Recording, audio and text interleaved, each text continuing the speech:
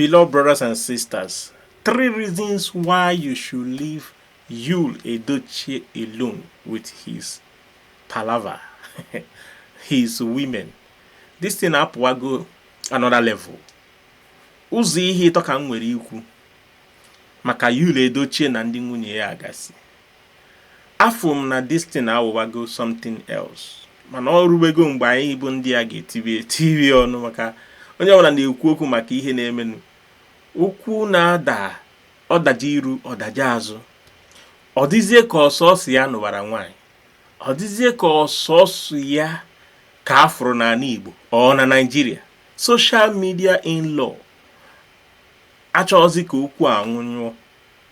No every time itinye imepe ha na Facebook ma ọ YouTube isi da na ịfụrụ nke efu nke ọzọ. And ihe unu na-amara ọbụna unu na-akpanye ha ego. Traffic, this thing na drive to their channels. That is my number 1 point. Ginwa bụ social media content creator. Ihe maro like mụnwa. Mụnwa anaghị eme because na nchọrọ create draw traffic to my destiny. Mana ọ ga-amagbu onwe ma ọ bụ na anyị wotunata ya. Traffic anyị na-draw ha sozi na number 1. Traffic. The algorithm in the social media. Now, that is how Marago the spelling of Edochie, Yul, Juliet, or Austin, or Kafa, the other woman, May. You know, all the high. I na akpanye ha ego. And I na-emezi this again ka na akpọ ya. Ịnụ nwaanyị bụ anụ ka ọ dịzie ka ọ na ndị na-emie buzi high guy. O nwere ihe ndị Australia mere one time. Somebody acted racism and they gbuo ndị mmadụ. You know, this terrorist or Islamophobia. O nwere one man gburu egbe mgbe aha gbakasịcha ndị Muslims jee na mosque gba ndị mmadụ mgbari. Mana one thing ha mere na ekpuchiri ihu the man. Seize afọ ya up to today amara m afa the man. Why? Because the more news you na-ebu the thing, the more na they exposed, the more na draw. This is a hero, you know. The more I na-eme ife a ka anyị na-akpanyefe ego. Yul ji were, that is, I'm very sure na onye a na-eme ọfụma, income ya na-adị very, very, very boosting. Because ego na-akpata from social media. That is called water. Sikpọbi afa. You know, so mụ enweghị onye nwa nke gbasara m. Mana sosie na-achị weta here bụ the 3 reasons why ọ dị ka dị mma ka anyị hapụnata ndị anụnwa alone. Ma mụ ma onye ọzọ ọ bụrụ na anyị gbachinatatu ndị a nkịtị. The first one bụ na ị na-akpanyefe ego. The second one bụ ọ bụrụ sọsọ ya nụwara nwaanyị.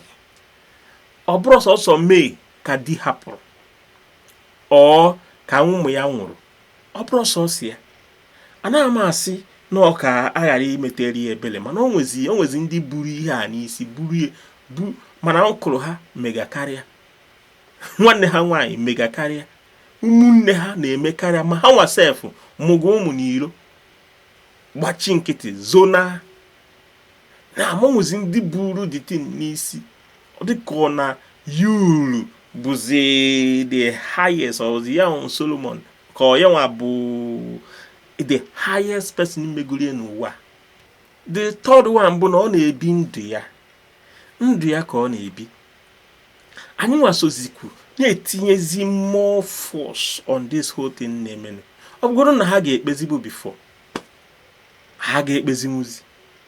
Ha na-eje court nwa ha nwụrụ nke anụnwa mere ihe niile anyị ọ na-akpọtụ nke gidigidi gada. Ọzịzi ka nwe ndị jizi ha agbara bọọlụ. Now, my last point bụ bikonu ama m na ha ga-afụ video because ihe ha na-aya ka nkụ wee bụzi ifu video nke a mụnwa na-enwero followers. Mana ihe m ga-ekwu bụ na ọ bụrụ na ọ dị possible unu share m this video. The more you na-click like, the YouTube nwere ike push to their scene. Ofu ihe ka m na-ayọ ha. Ha zụkwa n'ike. Ha mee ka ndị agbata obi, ndị ikwu na ibe kpezie ha. Ọ bụ na a na-agbasa ka agbasaa n'udo, because ife a ga-emerịrị ụmụaka affect. Ọ ga-eme ha nwa ma onye ukwu ma onye nta affect. Ihe a anaghị eme na-ebie na-agba ọ dịghị ka a na-enweta ego na social media viral ha na-aga, mana ọ ga-emerịrị ha affect. We are human being. One way or the other, it will definitely backfire. Ụmụaka adịghị involved already. Afro m ebe a na-ebugharị post nwa ha nwaanyị na okwuru nke a na okwuru nke ọzọ na-ekwu ife ọ na-amarọ. Ihe anụnwa this matter karịrị ya.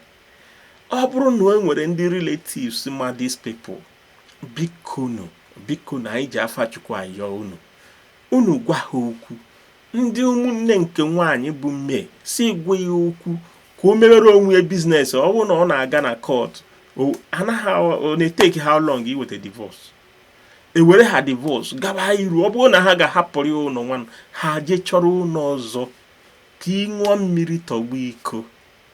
Nwekwa ebe eji nsogbu eje, enwe ike megide ihe a na echi niile ofu onye igwom, God forbid, ofu onye anwụrụkwa. A ga-emegide ihe a na depression abata. A ga-emegide ihe a na and inwe ike iche na ndị social media in-law inwe na ha ga I'm talking to May at this point. May na ndị fans ya, unu gwa ha okwu na eje na-etinye igba nsogbu. Ọ na May FIFA, May dear beloved sister, na kpụrụ onwe gị, hapụ Yul na be nna gị, kpọrọ ụmụ gị, if possible jee ebe ọ bụ na ị ga-rent, hire your own house. Hapụ okwu na ụka. Ọ dara mma agbachakwa egwu ọ na-anụ ukwu. Nsogbu adịrọ mma, enwe ebe eji eje. Ọ bụrụ na this man na-enye gị nsogbu, hapụrụ ya. Ndị bais na okenye ji awụwa agbara ehi ọsọ. Were nwayọọ chara okwu na ụka. Ọ bụrụ na ị chọrọ iweta divorce, i were divorce, ị chara onwe gị. Ọ bụrụ na ị chọrọ ịnọdụ ka ị mebe nsogbu, as the cap fit you, wear it. Nwanne m nwoke bụ Yul, biko, ama m na ị na-akpata ego na ife a na-emenụ, mana agbachakwa egwu ọ na-anụ ukwu. Ihe niile na-agụ nwa bidorie. Sọsọ ofu ihe ka mma asị na ị mere ọfụma bụ na ị mere mistake, may I admit, and ị chọkwana pass blame onto someone. That is what I think I grabbed from your point of view. Nke nwaanyị gịnị ya bidoro this journey. Afọ m ihe ọbụla m ga-agwa gị bụ ọ bụrụ na a na-anụ gị anụọ gị, unu erezu mewe na onwe unu video gịnị ka unu na-eme, home video unu na-eme, bụ Nollywood unu na-eme. Hapụnụ ife a. Enwekwa ebe eji eje echi niile nke eme nke na-esu. One day kwa ofu onye ga-atọgbọrọ, ike ga-agwụkwa na ofu onye. Ha yes, ihe unu na-eme na emekata 10-20 years time, unu are tired. When you look back, even in na-afịọnụ, you will not be happy. You won't be happy. That ọgwụ ka ọra m n'ọnụ. Ya ụmụaka ga-adịghị involve. The film mara na-eme ha tonite, ha na-anya ife unu pitọkasị, they will not be happy. Nke nwatakịrị nke nwaanyị etiwe n'ọnụ afụgo na post, ọ bụrụ na onye nwa na-epost ụmụ ihe a, ndị ikwu na ibu unu gwa ha okwu ka ọ kwụsị. Onweghị ihe ji n'aka ya dọtara onwe problem ka ọ na-adọtara onwe, because mgbe o je na-agwa papa ya okwu ma nke dị mma ma nke adịrọ ma, one day kotere onwe cause. It is possible, you know. So ọgwụ ka ọra m n'ọnụ, biko tụsaa n'ozi a ma ọ dị possible, or my own point of view. I will still do another point of view in another video, because all on social media anyị ncha wona in-law, but ihe nji emeri ya bụ ka anyị ma ma ga-adụ ha ọdụ. And ọ bụrụ na ị bụ somebody na-ebi udu ndụ a, family abụrụ ihe eji agbara bọọlụ, eji akpa ego, because ụmụaka did not bargain for this. Ha bargained for this. Mamụ ma onye ọzọ achọrọ m ka a na-ebusasị ha, ọ dịka o nwere game dịka o nwere ọsọsi ya nwanụwara ụmụ nwaanyị na-abụ, you know. May bụ the main person, because ndị a niile na-eji gị akpa ego, they will not borrow you some money from it. Eji May akpa ego. The people na-eje na since o kwubeghị anything ma anụghị mkpọtụ ya, fọdụ na suffocate. Now anụkwana na divorce si nke a si asị ya nwanne ya wee kwuo nke a, onye ọbụla ikwukwa ha na maka ndị anụnwa your video a na-aga afịa, ka m gwarakịrị ma nke ọ ga-aga afịa. Daalụnụ, bye bye.